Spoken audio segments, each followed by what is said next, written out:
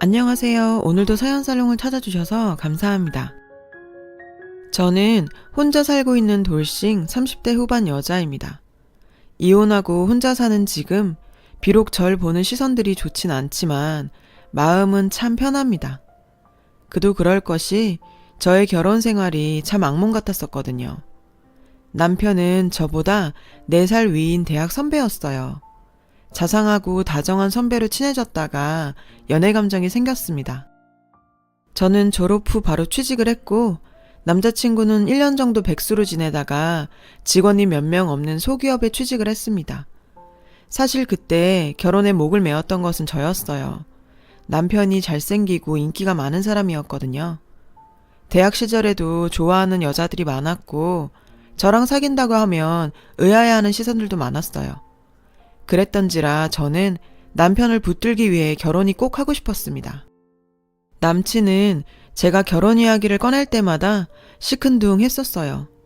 지금 생각해보면 남자가 시큰둥한 결혼, 절대 하면 안 되는 것이었는데 말이에요.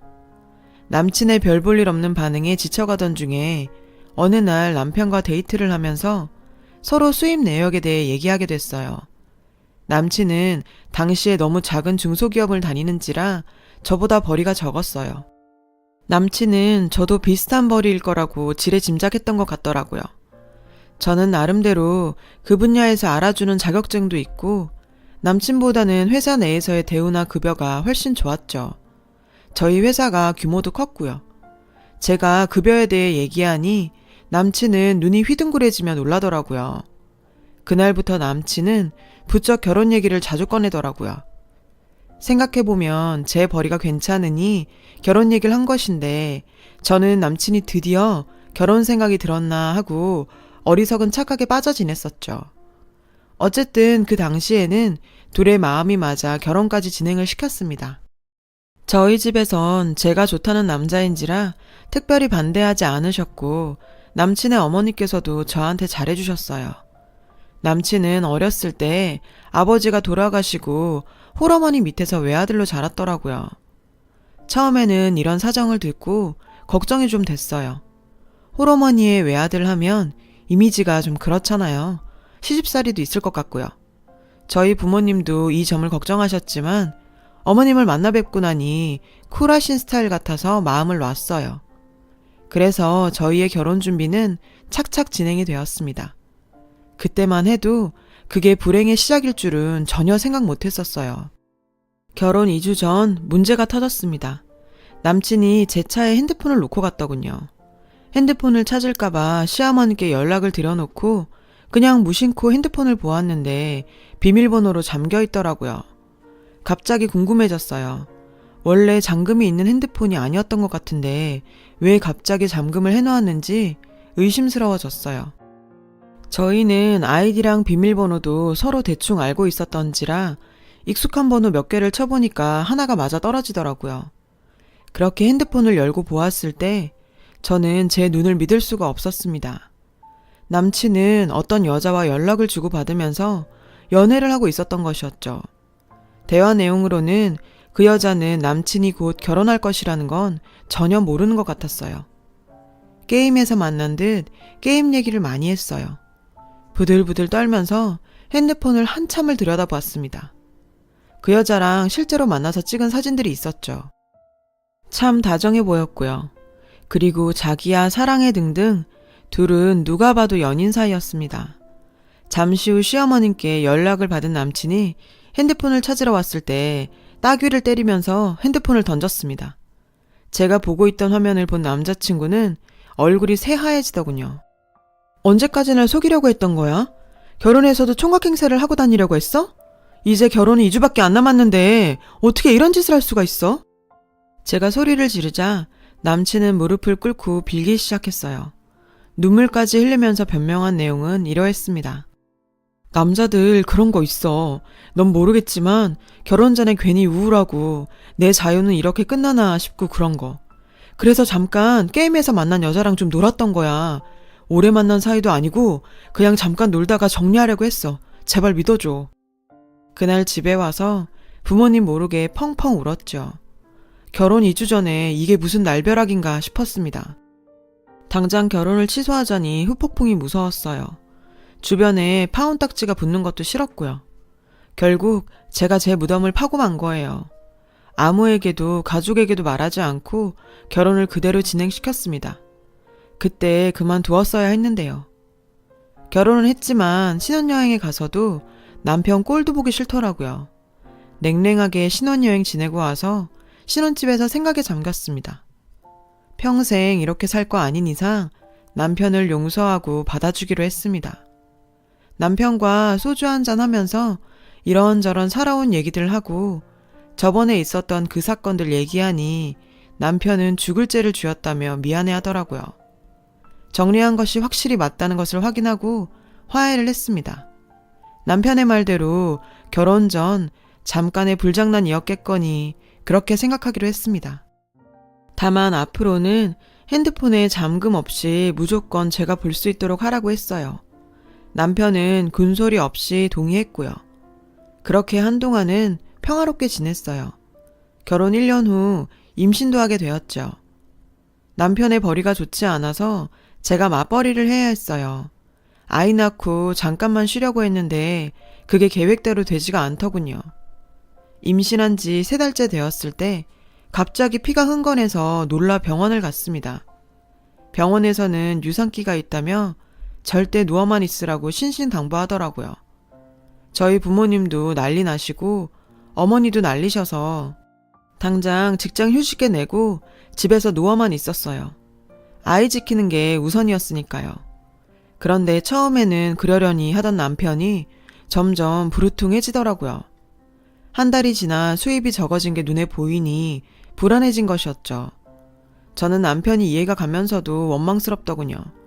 제가 일을 영영 안 할 것도 아니고 임신 기간에 잠시 쉬려는 건데 그렇게 못마땅해야 할 일인가 싶었네요. 남편은 저보고 매일 어디 아파? 아픈 건 아니잖아. 이제 좀 슬슬 일해도 되지 않나? 라며 은근히 압박을 넣었습니다. 저는 아이를 지키라는 부모님들과 일을 하길 원하는 남편 사이에서 난감하기만 했어요. 어쨌든 쉬면서 지내면서 병원을 오가고 검사들을 많이 받았어요. 병원에서는 이제 좀 안심해도 된다면서 조금씩 활동을 하면서 지내라고 하더군요. 일 같은 무리한 일은 절대 금물이지만 가벼운 활동은 괜찮다고요. 그래서 그날 집에 와서 오랜만에 남편의 오래된 옷들을 좀 정리하기로 마음먹었어요. 장롱에서 낡은 코트 몇 벌 꺼내서 버리려는데 코트 주머니가 상당히 묵직하더라고요. 의아해서 주머니를 뒤졌는데 핸드폰이 나왔습니다. 그 핸드폰은 누가 봐도 예전 것은 아니었고 최근까지 쓰고 있는 것이 분명해 보였어요. 손이 덜덜 떨렸죠. 설마 하면서 핸드폰을 보았을 때 저는 다시 좌절할 수밖에 없었습니다. 이번에는 남편이 저 말고 다른 여자들과 놀아난 정황이 핸드폰 안에 있었죠.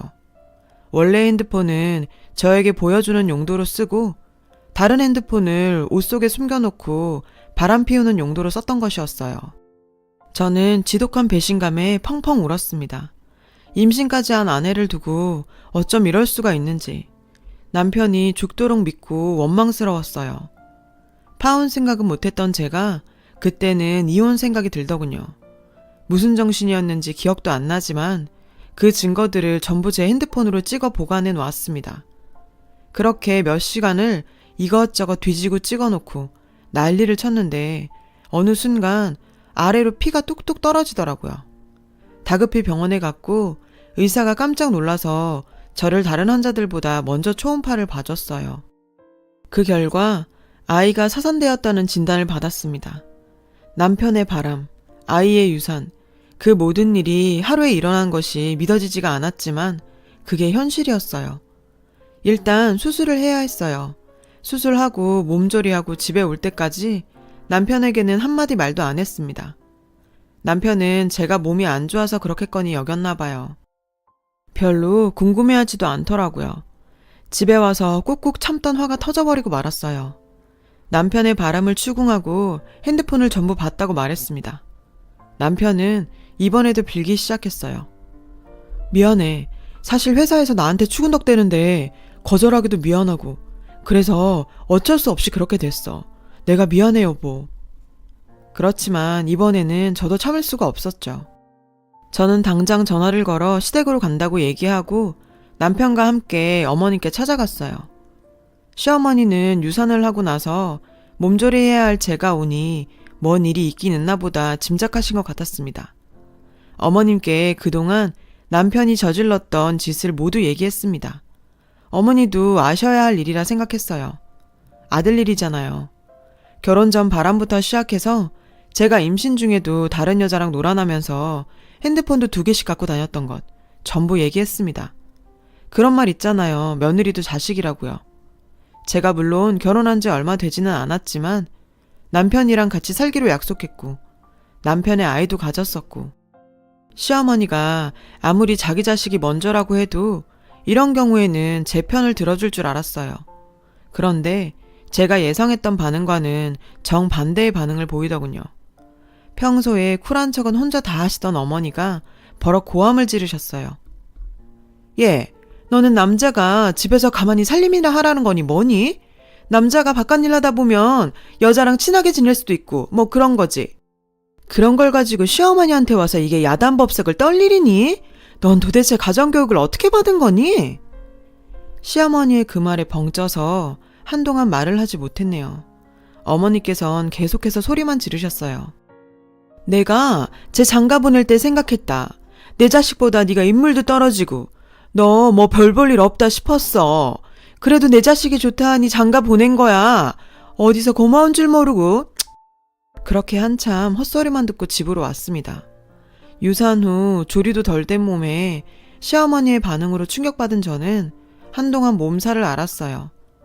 남편은 그날부터 저한테 굉장히 쌀쌀맞게 굴고 바람핀 것에 대해서는 전혀 미안해하지 않았어요. 시어머니의 그런 모습에 굉장히 의기양양한 것 같더라고요. 처음에는 미안하다고 형식적 사과라도 했지만 나중으로 갈수록 내가 뭐 어쩌라고 하는 반응이었어요. 일이 그렇게까지 되었을 때 저는 확실히 제가 실수했다는 것을 알았어요. 이 남자랑 결혼한 것부터가 실수였고 시어머니에게 바람핀 것에 대해 말한 것도 실수였고 그냥 결혼 생활의 모든 것이 다 실수였던 거죠. 그 실수를 어떻게 돌이킬까 곰곰이 생각했습니다. 일단 재취업을 하기로 결정짓고 이력서를 넣는 등 구직 활동을 하면서 이혼 절차에 대해서도 알아보고 다녔어요. 남편과는 당장은 아니어도 계속 살 수는 없다는 생각이었죠. 생각보다 이혼이 간단하진 않더라고요. 이혼에 대해 진지하게 생각하던 중 어느 회사로부터 취업 제안을 받았고 당장 면접을 보고 회사에 나가기 시작했어요. 회사를 다니면서 돈도 모으고 이혼 준비도 차근차근 하고 있을 때 저에게 놀라운 일 하나가 생겼습니다. 웬 여자가 저를 찾아온 것이었죠. 회사를 퇴근하는데 멀리서 저를 알아보더니 다가와서 악수를 하고 인사를 하더라고요. 그 얼굴이 어딘가 익숙해 보였습니다. 황당하게도 그 여자는 제 남편과 바람을 피우는 상대였죠. 저번에 핸드폰에 찍혀있던 셀카의 얼굴이 딱 떠오르더라고요. 저는 어이가 없어서 헛웃음을 지으면서 그 여자랑 일단 카페로 갔습니다. 그 여자는 카페에서 먼저 음료를 시키고 제가 마실 음료도 시키더라고요. 일단 큰 소리 내기 싫어 조용히 있었어요. 그리고 음료가 나왔을 때 서로 대화를 시작했죠. 날 찾아온 이유가 뭐예요? 제가 묻자 그 여자는 피식 웃으면서 얘기했습니다. 알 것 같지 않으세요? 제가 무슨 말을 할지. 성식 오빠가 너무 힘들어해서 제가 왔어요. 성식 오빠는 와이프한테 도저히 말을 못하겠다고 그래서요. 제가 전해드리려고요. 무슨 얘긴데요? 뜸들이지 말고 본론만 얘기해요. 이혼해주세요. 성식 오빠랑 저랑 결혼하고 싶어요. 애정 없는 결혼 생활 계속하는 거 의미 없잖아요? 성식 오빠 말로는 어차피 그쪽도 이혼 생각 하고 있다는 것 같은데. 물론 제가 이혼을 염두에 뒀고 남편에게 냉랭했던 것도 사실이었죠. 그래도 상간녀가 제게 이혼을 강요하니 참 제 꼴이 웃기더군요. 그 여자는 또 왜 저렇게 사나 한심했죠. 당신이 이렇게 사는 거 당신 부모도 아세요?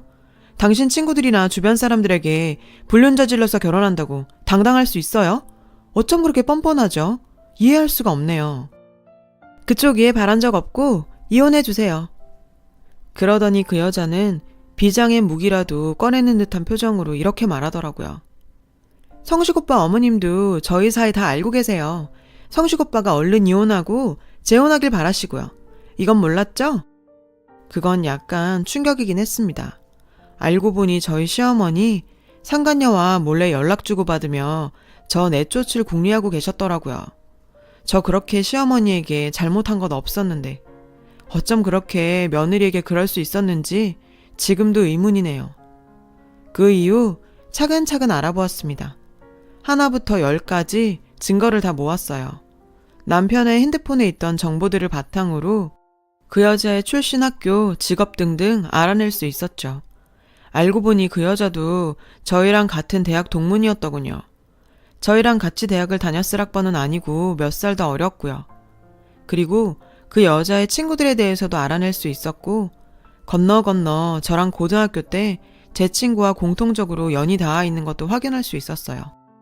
세상 참 좁죠. 그 친구 오랜만에 만나 그동안의 사정들 전부 얘기하니 입을 떡 벌리더라고요. 그 친구는 결혼해서 아이도 낳고 생활하고 있는 친구여서 그런지 제 마음을 누구보다 잘 헤아려줬습니다. 걔네 선배랑 나랑 아는 사이고 나도 몇 번 만난 적 있는데 정말 그런 애인 줄 몰랐어. 내가 알기로 그 집안에서 그런 결혼 허락할 리 없는 것 같던데. 그 집 꽤 부자였거든. 사윗감 욕심도 있다고 하는 것 같던데. 걔 지금 눈 뒤집혀서 부모 속이고 있는 거 아닐까? 너 잘 알아봐봐. 하루는 남편에게 친절하게 굴면서 술을 잔뜩 먹였어요. 비록 사이가 나빠질 대로 나빠졌지만 제가 잘해주니까 기분은 좋은지 술을 먹고 뻗더라고요. 핸드폰 잠가놨지만 지문인식으로 풀어버렸어요.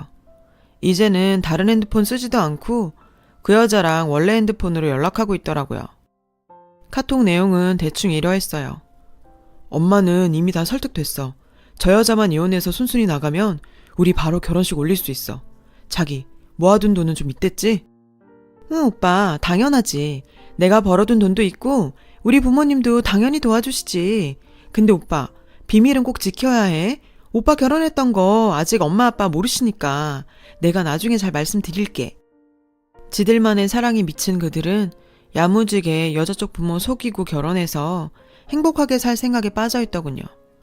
남편은 뻔하죠. 그 여자 쪽에 돈 좀 있는 것 같으니 그거에 빌붙으려는 거였어요. 예전에 제가 벌이가 괜찮으니 결혼했던 것처럼요. 반반한 얼굴 하나로 여러 여자 인생 망친다 싶었네요. 같은 여자로서 구렁텅이에 들어갈 상간녀에게 기회를 줄까 생각도 했지만 저도 당한 게 있는데 그런 아량이 베풀어지지 않더라고요. 저는 일단 증거를 전부 수집하고 남편과 이혼을 했습니다. 남편은 제가 순순히 이혼해주니 고마운지 위자료 명목으로 1,000만 원을 쥐어주고 불이 나게 갔습니다. 아마 상간녀가 준 돈 같았어요. 더러운 돈 받기도 싫었지만 돈은 죄가 없으니 통장에 넣어뒀어요. 이혼이 마무리되고 친구에게 그들의 결혼 소식을 곧 들을 수 있었어요. 친구는 저에게 이렇게 말했습니다. 그 집에서 사윗간 욕심 제법 있었는데 별 볼 일 없는 이 전 남편 엄청 반대한 것 같더라. 아마 이혼한 것도 알려지긴 했던 모양이야. 한바탕 난리 났다던데? 친구가 전해준 청첩장을 고이 가지고 집에 와서 복수극을 준비했습니다. 저도 순순히 물러나긴 싫었거든요. 저한테 지독한 상처를 준 전 남편, 시어머니 모두 복수하고 싶었습니다. 대망의 결혼식 날 결혼식에 몰래 갔었죠. 남편은 싱글벙글 웃으며 저와 결혼했을 때처럼 손님들을 맞이하고 있더라고요. 상간녀 가족들은 죽상이 되어 있었고요. 이혼남에 별 볼 일 없는 사위 보는 게 싫었나 봐요. 손님 맞는 시간이 끝나고 결혼식이 시작되었고 화촉점화를 하고 신랑 신부 입장을 하는 시간이 되었을 때 저는 빠르게 식장 안으로 들어가 전단지를 돌렸습니다. 남편과 상간녀의 카톡 내용이 담긴 찌라시성의 전단지를 만들었었죠. 그걸 보면 둘의 관계가 잘 나와 있었어요. 저희 시어머니가 저를 내치려고 하고 상간녀를 새 며느리로 드리려고 했던 일들도요. 식장에다 쭉 전단지 뿌리니 금방 장내가 수근거리더라고요. 저는 회심의 미소를 지으면서 전 남편을 보고 있었죠. 전 남편은 상황 파악이 안 되어 싱글벙글 웃으면서 입장을 하더라고요. 신부가 입장을 해서 둘이 나란히 섰을 때 저는 제가 가져온 확성기를 통해 말했습니다. 제 목소리는 사회자 목소리를 덮고 식장에 쩌렁쩌렁 울렸죠. 안녕하세요. 결혼식 중 죄송합니다. 저는 김성식 군의 전 아내입니다. 여기까지만 말했는데도 장내가 웅성거리는 소리로 가득 찼습니다. 저는 그게 왠지 희열이더라고요. 상간녀는 저를 보며 고래고래 소리 지르고 저희 시어머니도 난리치셨지만 저는 상관하지 않고 계속 말했어요. 이런 소란 죄송합니다만 제가 너무 억울해서 이 자리에 이렇게 섰습니다. 저기 저 신랑 제 전 남편입니다. 신랑 어머니 자리에 계신 분 제 전 시어머니시고요. 남편과 시어머니 상간녀가 짜고 저 내쫓고 이 결혼식 올리는 겁니다. 가정 있는 유부남과 바람 피우고 본처 내쫓고 하는 결혼이 행복하기만 할 순 없잖아요. 여기 모인 하객분들께선 저 두 사람 얼굴 똑똑히 기억해 주세요. 불륜으로 맺어진 커플입니다. 행복하라고 축복받을 자격이 없습니다.